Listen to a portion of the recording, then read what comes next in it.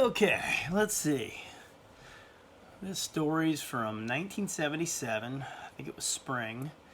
And me and my best buddy were into those Estes rockets. And we had kind of built every one you could possibly imagine and modified them. We started toward the end, instead of putting a cotton wad in so the parachute would come out, we started putting,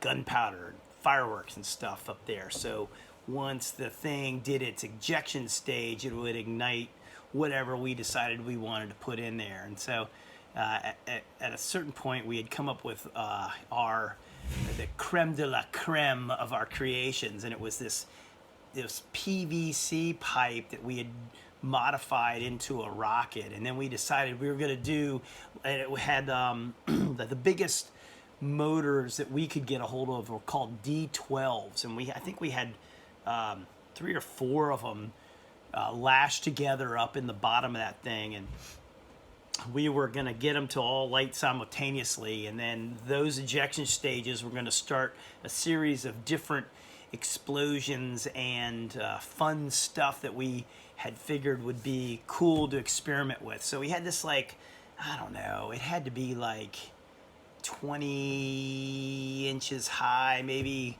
give or take 20 inches high, but kind of fat. I mean, it was like, I don't know, a 3-inch, not 3-inch, probably like a 2-inch diameter. I don't know, whatever would take 3 or 4 D12 rockets is what we had put together.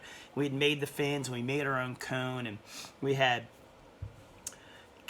like, his dad loaded his own gun, so we got a hold of some of that smokeless powder, and then we packed some firecrackers down in there, and I think we had some powdered aluminum, and then we, whatever we could get a hold of, we stuffed into that sucker, and then we were gonna sneak out at lunchtime. We were in, I guess, I want to say probably 8th grade, and we were gonna sneak out at lunchtime and shoot it off in the field at school. And I went to Thomas Jefferson High School in Arlington, Virginia, and it was an experimental school that was like giant. It was new at the time. It was huge, and it looked like a prison. There were no windows, and the back side of it was this giant track with a gym. It was perfect for sneaking out. No one could see anything because there were no windows. So unfortunately, that day it was raining, and we didn't really plan much after just realizing it was raining. But my best friend Johnny and I, we went to gym, and he had the rocket with him. And gym, there weren't a lot of lockers, so you shared lockers. And so he and I shared a locker. And so the gym was absolutely huge. Like I said, it had an indoor track, and on one side it had a wrestling part, and on the other end of the track, because it was oval, was a gymnastics portion, and it had like 50-foot ceilings with this beautiful like rubber track for running, and basketball courts in the middle. And so we're in gym, and all of a sudden Johnny like is gone. He sneaks off, and I'm just thinking like, where'd this guy go, But I'm not paying too much attention. And then all of a sudden, he apparently had decided that since it was raining outside that day, he was gonna light it off anyway. And so all of a sudden, this thing just takes off, and it is bouncing off the ceiling. It is bouncing off walls. It is sliding across the floor, making black marks, and it starts going off and exploding. And the beauty is, we're on one side. We're over near the gymnasium part, where like all the people had trampolines and all that kind of stuff, and parallel bars. And he's over on the wrestling section, and he's the only one in the entire gym over there, and all the smoke starts from him. It was the funniest thing I've ever seen. So, of course, the gym teacher starts heading his way, and his reaction, probably one of the funniest guys you ever met in your life, for an 8th grader. He's standing there and he's going, well, I think the teacher's name was King David Range was his name. Very interesting guy. And he was pissed. So he goes running up to Johnny, who's whistling like he didn't do anything with all the smoke starting from him, and he picks him up by the scruff of his neck and he says, "You are in so much trouble," and just kind of like, what the hell was that? And drags his ass off, and we're all just wide-eyed like, what just happened? So, he disappears for a while, somebody else takes over, we're all just we're doing our thing, but like nobody's paying attention to Jim at this point. We just had a rocket go off, there's all kinds of smoke in the place, and so Jim ends, and I go back to my locker that I had shared with Johnny, and when they grabbed his butt, he had extra rockets and extra stuff in his pockets, and he didn't want to get in trouble for them, so he shoved them into my pocket. So then here I get dressed, and I realize I've got these freaking Estes rocket motors in my pocket, and I'm just like, oh my gosh, I'm just gonna play it cool. And so I roll on to my next class, which is English class, and this is, like I said, it's kind of like this big giant prison junior high school with no windows, and it was an experimental open classroom type environment, so you could see all the way across half the school with little partitions. And so we didn't have desks like a formal school.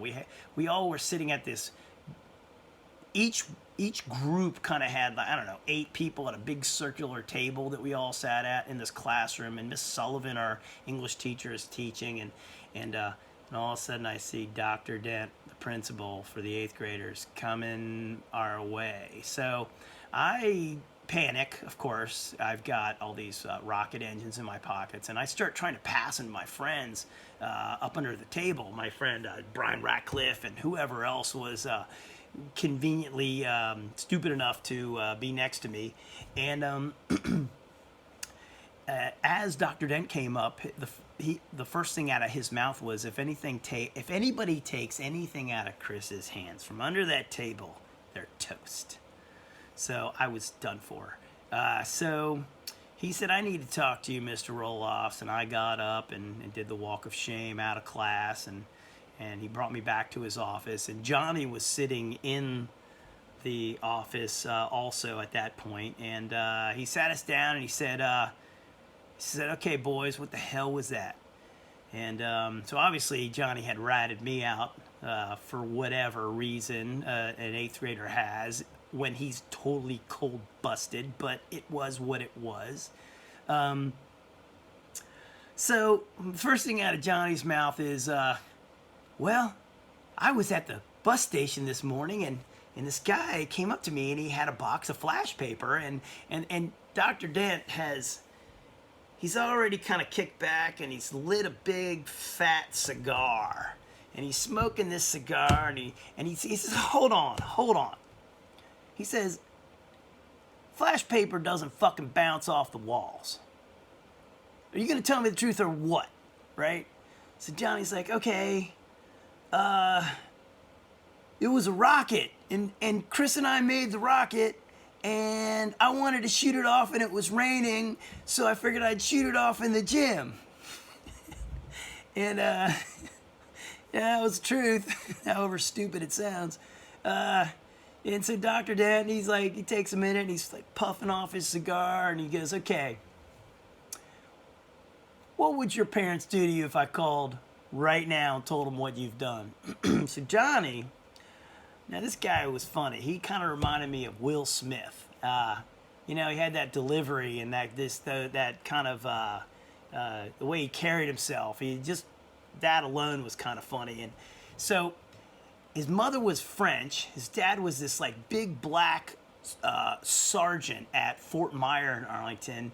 And so Johnny says, "Well, my mom hates me, and whenever I'm in trouble, I'm always afraid that what she does is she pulls my arm out, and she has this big French knife, and I'm always afraid she turns it sideways, and she hits my arm like this with the side of the knife, and I'm always afraid if I pull my arm away, she's gonna cut me. So I don't know, but I think at least that's gonna happen.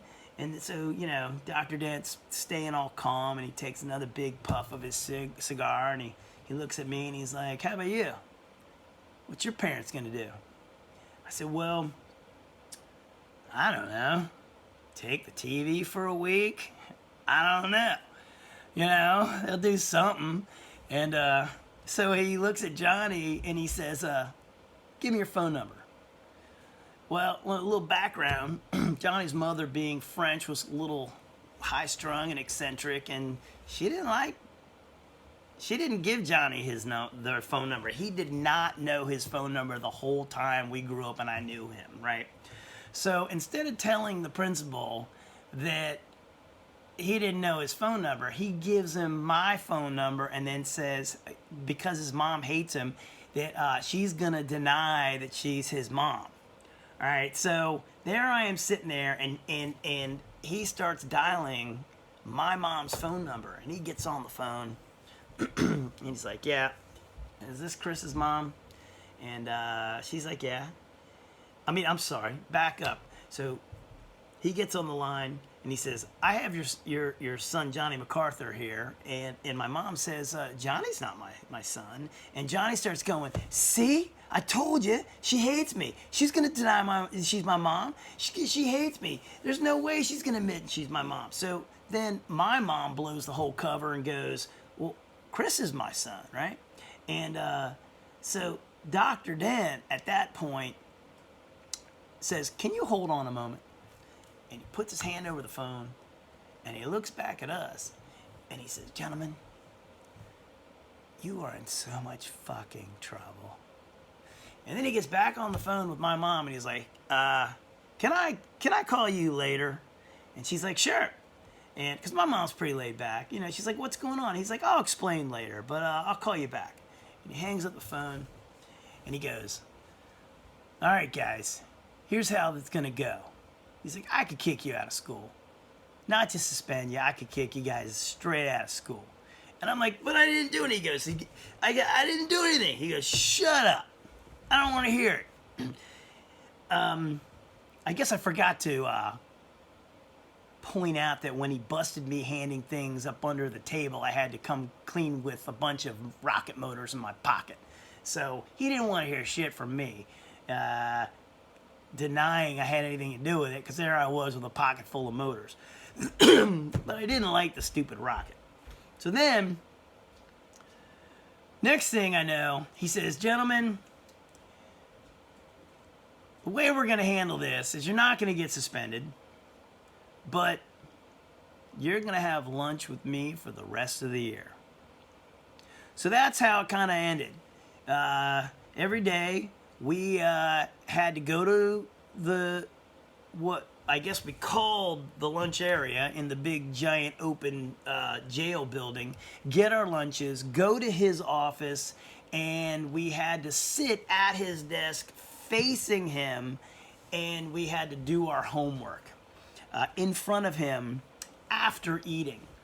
And in the end, it ended up being pretty cool because, you know, a year of sitting at the principal's desk eating lunch, you kind of get to know him. And like I said, Johnny was hilarious. I don't know. I was just a typical knucklehead, I guess. But we actually became pretty good friends with Dr. Dent. And anyway, that was a pretty funny situation, and we got out of it without getting in too much trouble. Peace.